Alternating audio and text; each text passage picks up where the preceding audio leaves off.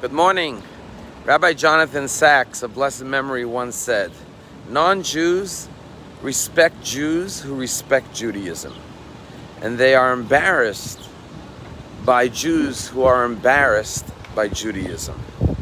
This week's Torah portion contains the mitzvah of Brit Milah, circumcision. The Torah says when a child is 8 days old, a baby boy, the first Jew, Abraham, performed the mitzvah of circumcision as the first commandment given by God to the first Jew.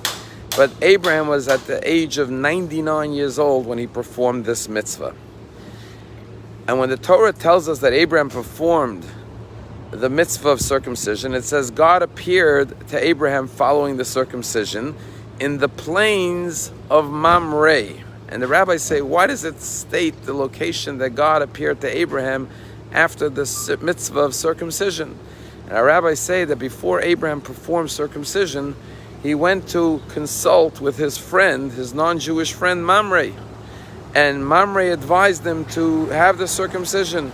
And that's why the Torah recognizes the plains of Mamre as the location that God appeared to Abraham, because Mamre advised Abraham to have the circumcision. And the question is, God told Abraham to have a circumcision. Why did Abraham need to consult with his non-Jewish friend Mamre? Surely Abraham, a man of such faith, who was willing to take his son to the binding of Isaac, doesn't need the advice of his friend Mamre to perform God's commandment. One of the beautiful answers given to this question is that Abraham was setting down a precedent for Jews in all future generations. And that is that when a Jew adheres to the Torah, to Judaism, he will gain the respect of his fellow man. And therefore, Abraham turned to his friend Mamre and said, what do you think? Should I listen to God's commandments as a Jew and identify as a Jew by performing the mitzvah of circumcision?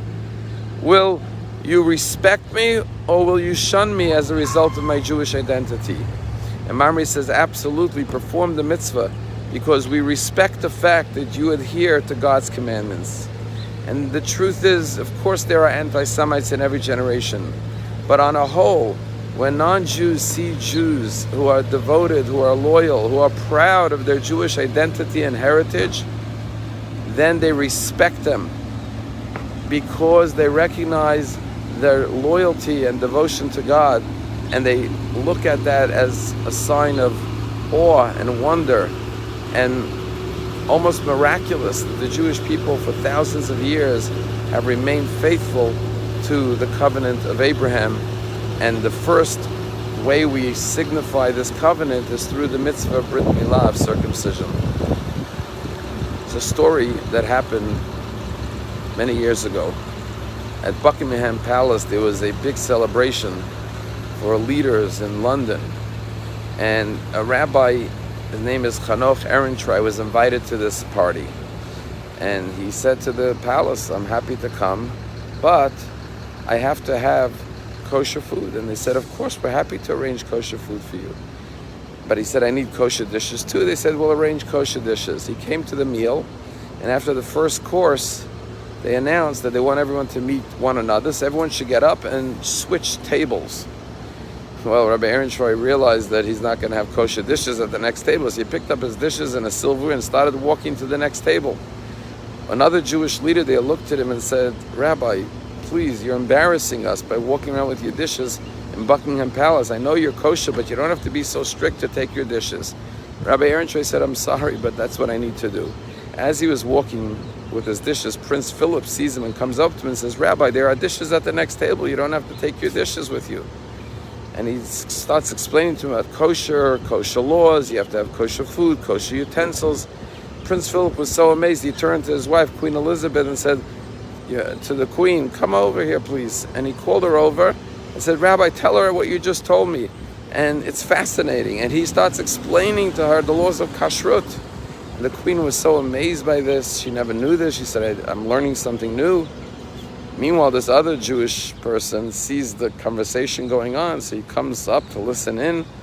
And as the queen is talking about Judaism and kashrut, he says to the queen, Your Majesty, I'm also Jewish. And the queen says, you are? So where are your dishes? That's the way the world looks at a Jew who is proud.